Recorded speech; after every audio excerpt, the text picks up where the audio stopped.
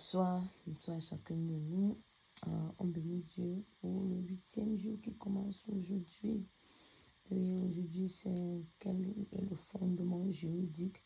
Comme j'ai commencé à le dire pendant le jeûne hier, on peut avoir demandé pardon pour nos fautes, nos transgressions, nos iniquités, ceux de nos pères, renverser les forteresses dans nos âmes, chasser l'esprit de peur, mais il y a toujours quelque chose, il y a encore quelque chose qui pourrait rester. Nous connaissons l'histoire dans la parole de Dieu. J'ai parlé hier un peu d'Abraham, Sodome et Gomorrhe. J'ai un peu abordé Esther. Il y a dans la parole de Dieu cette histoire dans Josué chapitre 6. La Bible va dire que Josué va maudire Jéricho. Amen. Après la chute des murs de Jéricho, il va maudire Jéricho et dit celui, c'est quelconque. Ce n'est pas une famille en particulier, ce n'est pas quelqu'un en particulier qui rebâtirait la ville devra, déclarant qu'il le fera sur le prix de la vie de ses fils. Josué va dire qu'il va mettre les fondements sur la vie de son premier-né et il va, si je ne me trompe pas, je vais lire un peu parce que je crois que j'ai mis le verset. Est-ce que je dois faire un truc quelqu'un encore? Non. Ok. Josué chapitre 6, pardon. La Bible va dire au verset 26 que « Et ce fut alors que Josué jura en disant « Maudit soit devant l'Éternel qui se lèvera pour rebâtir cette ville de Jéricho. Il jettera des fondements au prix de son premier-né et en posera les portes au prix de son plus jeune. » Si nous regardons bien ce que Josué dit là-bas, il ne cite pas une famille en particulier. Il ne donne pas le nom d'une personne en particulier. Il dit quiconque, celui qui aura un jour l'intention de rebâtir Jéricho, il est maudit. Donc il est maudit en avance. Donc une malédiction est prononcée sur celui qui bâtira un jour Jéricho. Dans 1 Roi chapitre 16, le verset 34, la Bible dit que de son temps, Hiel de Bethel bâtit Jéricho. La Bible va dire qu'exactement il va subir cette malédiction. Il en jeta les fondements au prix de Abiram, son premier-né. Il en posera et en posa les portes au prix de Ségoum, son plus jeune fils, selon la parole que l'Éternel avait dite par Josué, fils de Nun. Mais ce n'est pas l'Éternel en fait qui a dit. Mais l'Éternel a endossé la parole que Josué a dit. Il y a des personnes qui ont une telle autorité. Comme la Bible va dire concernant Samuel, qu'aucune des paroles qui est sortie de sa bouche n'est tombée au sol pour dire qu'il n'est resté sans accomplissement. L'Éternel veille à ce que la parole de son serviteur s'accomplisse. Jésus s'élève et il maudit une personne qui aura juste une intention de faire quelque chose. Ce sont des choses qui arrivent, que des paroles ont été déclarées, parfois on n'est pas au courant. On ne sait pas si Étienne était au courant qu'il y avait une telle malédiction sur Jéricho quand il a commencé à construire. Mais on voit qu'il a subi exactement ce qui avait été dit dans cette malédiction. Hier, je parlais de la malédiction territoriale. Des gens qui sont juste frappés parce qu'ils sont ils appartiennent à une certaine nation où un leader a commis une erreur. Et parce que c'est ton leader de ton pays, de ta famille, de ton village, tu subis les conséquences. J'ai abordé ça pendant les débuts où on parlait de la malédiction aussi des pères. On regarde l'histoire de la sécheresse au temps de David. Je crois que c'est 1 Samuel chapitre 22. Non. C'est 2 Samuel. En tout cas, demain, je dirai le verset exact. Je n'ai pas renoté et je n'ai pas ouvert mon cahier. Au temps de la sécheresse, au temps de David. Et qu'on va dire que ça vient de la maladie, ça vient de Saul, qui a tué les Gabaonites. Les gens manquaient de quoi boire, n'avaient pas de récolte à cause d'un roi qui avait commis un péché. Ça affectait toute une nation. Quiconque était israélite subissait. Donc même les Gabaonites qui étaient au milieu des Israélites subissaient la malédiction. Parce qu'une personne avait violé l'alliance.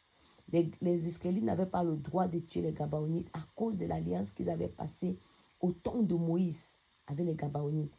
Quelqu'un a brisé cette alliance et tout le monde subissait les conséquences. Aussi, on va voir dans 2 Samuel chapitre 24, le dénombrement que David va faire pousser par le diable. C'est écrit bien que Satan excita David à faire un dénombrement. Mais qu'est-ce qui se passe? C'est que le bras de l'Éternel va frapper et les gens vont commencer à mourir. Pourquoi le bras de l'Éternel? Quand on dit même le bras de l'Éternel frappe, ça veut dire quoi?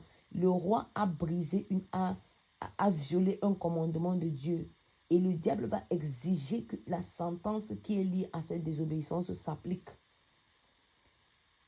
Et c'est pourquoi le peuple commence à souffrir. On tue les gens, en fait, l'ange de la mort frappe, les gens meurent, les gens meurent, les gens meurent. Ce n'est pas leur faute, ils n'ont pas péché personnellement, mais l'autorité au-dessus de leur vie a péché. C'est aussi pourquoi même quand on est soumis à une autorité, souvent on doit prendre le temps pour demander même pardon pour les péchés de cette autorité qui pourraient avoir effet dans nos vies. Que ce soit nos parents, que ce soit nos leaders spirituels, que ce soit nos chefs de village, que ce soit les chefs traditionnels des quartiers ou bien les présidents de la République. Ils ont l'autorité et ils peuvent violer des lois qui affectent des vies. Pendant beaucoup d'années, beaucoup de chrétiens en Allemagne ont prié pour crier miséricorde à Dieu concernant ce qui a été fait par les Allemands à un certain temps, concernant le peuple de Dieu. Je me rappelle particulièrement, il y a plusieurs années, une dizaine d'années, nous sommes allés dans la ville de Nürnberg avec plusieurs chrétiens. C'était une marche. Puisque dans cette ville, c'était la ville où les décrets avaient été faits au temps de cet homme pour exterminer le peuple de Dieu. Et on faisait des marches de proclamation de bénédiction dans la ville. On bénissait la ville. On déclarait que la ville est bénie. Parce que beaucoup pouvaient témoigner, même les Camerounais que j'avais connus à l'époque, que je connaissais à l'époque, témoignaient que cette ville-là, ce n'était pas, non, c'est pas la ville de Nürnberg, la ville de Paderborn. C'est la ville de Paderborn ici à côté, la ville de Paderborn. À Nürnberg, on avait fait aussi des marches prophétiques, mais c'était particulièrement dans la ville de Paderborn. C'est dans la ville de Paderborn où ces décrets aussi avaient, beaucoup de choses avaient été dites et faites. Il y avait un tribunal là-bas. Et on marchait là-bas. Et à Nürnberg, beaucoup de personnes aussi avaient été exterminées. Il y avait le premier et Europe, lève-toi. Réveil Europe avait été fait à Nürnberg, où des chrétiens étaient venus dans le monde entier. Et on avait marché dans la ville de Nürnberg, je pense dans les années 2015. On avait marché dans la ville de Nürnberg, on bénissait la ville, on évangélisait dans un grand stade. Et l'histoire avait été racontée aussi, ce qui avait été fait là-bas. De même que dans la ville de Paderborn, avec certains chrétiens. Pour dire, des personnes connaissaient l'histoire, les choses qui avaient été faites dans le pays et des lieux stratégiques. Outre ces 2 villes que je connais et que j'étais aussi parmi ceux que Dieu avait fait grâce de marcher et de prier dans la ville, il y a plusieurs autres villes où beaucoup de chrétiens d'origine même allemande ont dû marcher, prier, intercéder à cause de la décision d'un leader qui a conduit à l'extermination du peuple de Dieu. Et même en Israël, il y a un lieu de souvenir de cette horreur qui avait été faite dans le monde contre le peuple de Dieu. Et beaucoup de personnes qui ont financé ce lieu-là qui a été construit, il y a beaucoup d'Allemands. Je ne dis pas comme a dit, j'ai été déjà là-bas. Il y a beaucoup d'Allemands qui ont financé ça. Beaucoup de personnes d'origine allemande ont financé ça. Parce qu'à cette époque, beaucoup de Juifs très riches vivaient aussi en Allemagne, au point où ils avaient même les noms allemands. Et plusieurs parmi eux avaient été exterminés. D'aucuns des survivants et d'aucuns même qui n'étaient pas d'origine allemande ont participé vraiment à la construction de ce lieu, quoi. Un autre thème aujourd'hui vraiment, c'est quel est ce fondement juridique, plus dans le sens de ma famille, mais dans le sens de ma patrie, ma nation, mon village. Nous, on a le village. Comme j'ai tantôt dit, Dieu a fait sortir Abraham de plusieurs dimensions. De la maison de son père, de sa famille, de sa famille, de la maison de son père, de sa patrie, ainsi de suite. Donc toi et moi, on est au niveau de la patrie. On est au niveau du Seigneur, révèle-moi les paroles qui auraient été déclarées concernant mon village. Il y a les villages qui sont maudits. Il y a les villages que quand tu observes, tu te rends compte que les filles de ce village, elles se prostituent. Je me rappelle une année, les gens de... Il y a une... Non, je ne vais pas dire n'importe quoi. Il y a une tribu particulièrement au Nigeria. J'ai fréquenté une dénomination qui vient du Nigeria, Wina Chapel, pendant un bon nombre d'années. Et les bien-aimés racontaient là-bas qu'il y a un village en particulier là-bas, que quand elles arrivaient en Italie, elles se prostituaient. Beaucoup se prostituaient au point où le chef de leur village, il n'était pas enfant de Dieu, a demandé que des rituels soient faits pour ôter la malédiction de la prostitution sur les filles de son village. Tellement ça se parlait, quoi. Dieu dit à Abraham dans Genèse chapitre 12, le verset 1, va-t'en de ton pays, de ta patrie, de la maison de ton père. Peut-être patrie veut dire village. Donc toi et moi, on a parlé de la maison de nos pères pendant longtemps et de nos vies. Donc le moment est venu pour toi d'aborder le niveau de ta patrie, de ton pays. Il y a des choses qui peuvent atteindre les Camerounais, les Béninois, les Ivoiriens à cause des malédictions qui ont été déclarées sur ces pays. Parfois, des familles ont tué des missionnaires qui sont venus prêcher l'évangile là-bas. Ceux qui lapidaient, qui tuaient, peuvent être venus de ton village. Ceux qui ont vendu les esclaves, il y a les villages qui ont vendu d'autres comme esclaves. Et il y a des malédictions qui ont été déclarées.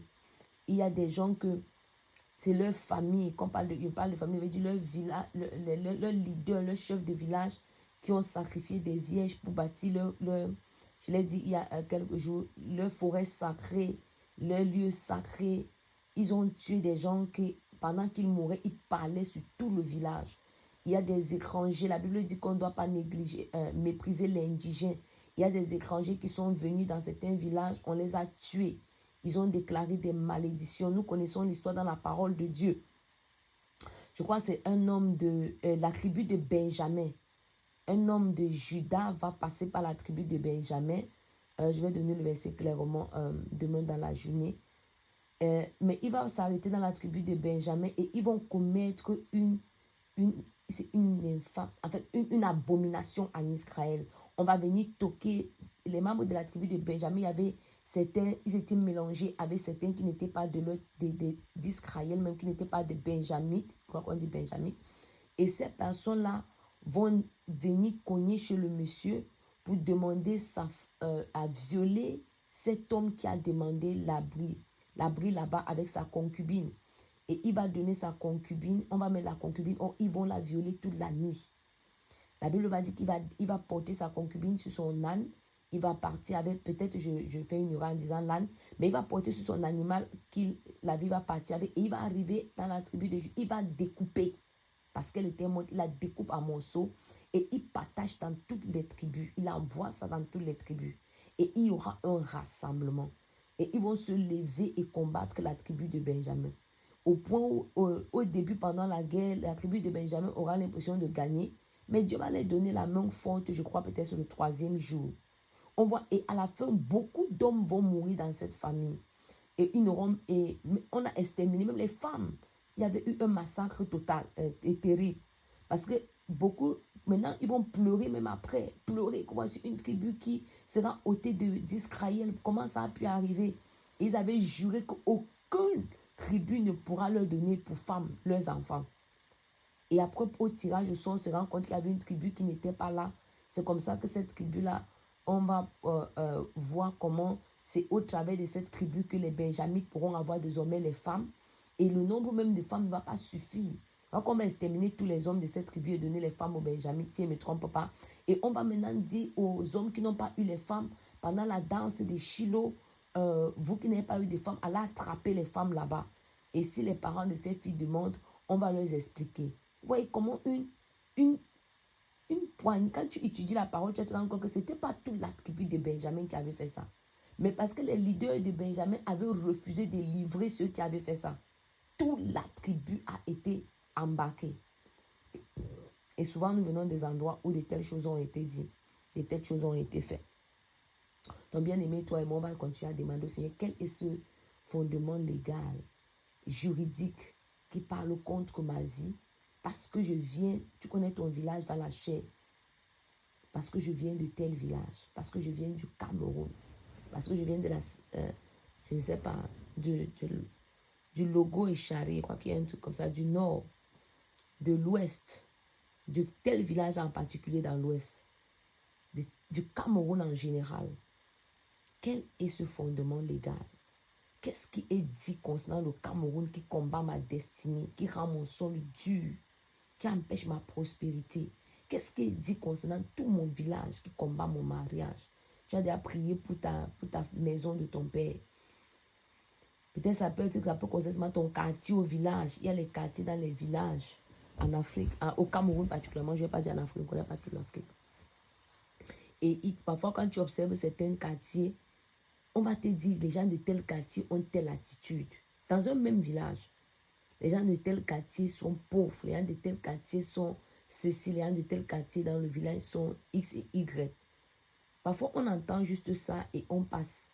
Je me rappelle quand j'étais un peu plus jeune au Cameroun, il y avait une musique, un musicien qui chantait concernant les tribus du Cameroun et il disait ce que les gens disaient couramment concernant ces tribus. Les tels sont les sépars à deux têtes, les tels sont les ceci, les tels sont les cela. Ce sont les expressions qu'on écoute et on laisse passer. Mais parfois, il y a une certaine vérité dans ces choses-là. Et il y a une raison pour laquelle cette expression a commencé. Donc toi et moi, maintenant, on va prendre le temps pour s'humilier devant Dieu. Donc on peut ouvrir nos micros, on commence à prier. Je vais arrêter la vidéo. On commence à prier, demander au Seigneur.